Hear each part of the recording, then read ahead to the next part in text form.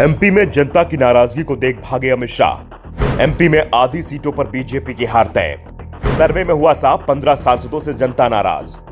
मध्य प्रदेश में लोकसभा चुनाव को लेकर बीजेपी और कांग्रेस दोनों ही तैयारियों में जुटे हुए हैं। बीजेपी के सामने सबसे बड़ी चुनौती अपनी 28 सीटों को बरकरार रखने की है, लेकिन जिस तरह से जनता का रुझान दिखाई दे रहा है उससे बीजेपी के लिए 2019 का प्रदर्शन दोहराना बेहद मुश्किल दिखाई दे रहा है। पार्टी की चिंता हाल ही में आए एक सर्वे रिपोर्ट ने बढ़ा दी है, जिसके बाद अमित शाह को तुरंत ही मध्य प्रदेश का दौरा करना पड़ गया। दरअसल बीजेपी के 28 में से 15 सांसद सर्वे में फेल हो गए।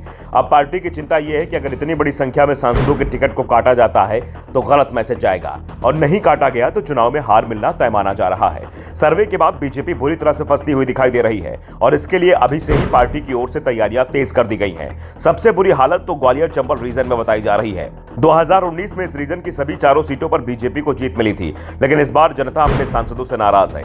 मुरैना से सांसद नरेंद्र सिंह तोमर विधायक बन चुके हैं। वो मध्य प्रदेश विधानसभा के स्पीकर हैं, इसलिए मुरैना से तो बीजेपी का टिकट बदला जाना तय माना जा रहा है। लेकिन बची 3 सीटों पर भी बीजेपी सांसदों की हालत पतली बताई जा रही है। गुना सीट पर केपी सिंह यादव और ज्योतिरादित्य सिंधिया का टकराव पहले से ही पार्टी की परेशानी का कारण बना हुआ था, और अब यह साफ हो गया है कि पार्टी केपी यादव का टिकट काटने की तैयारी में है। सर्वे में भी केपी यादव की स्थिति को कमजोर बताया गया है।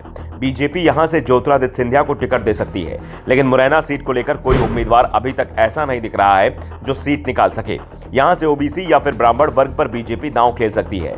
इसी तरह से ग्वालियर से सांसद विवेक सेजवलकर को भी लेकर कहा जा रहा है कि उनके लिए इस बार चुनाव जीतना बेहद मुश्किल होगा।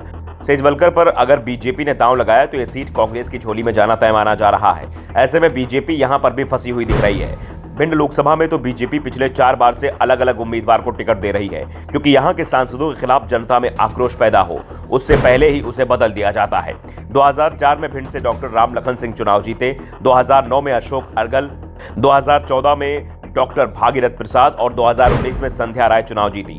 और सबसे बड़ी बात, ये सभी नेता बीजेपी के टिकट पर ही चुनाव जीते थे, और इस बार बीजेपी किसी नए उम्मीदवार पर दांव लगाने की तैयारी में दिखाई दे रही है। यानी सिंधिया के गढ़ की चारों सीटों पर बीजेपी उम्मीदवार बदलने की तैयारी कर चुकी है, और ऐसा ही हाल प्रदेश के दूसरे कई रीजन में भी दिखाई दे रहा है। दरअसल प्रदेश में लंबे समय से सरकार रहने के चलते पहले से ही जनता की नाराजगी थी। दूसरा, अधिकांश सीटों पर बीजेपी 3 से 7 बार तक लगातार चुनाव जीत रही है, इसलिए बीजेपी के लिए इस बार का चुनाव बेहद मुश्किल होते हुए दिखाई दे रहा है।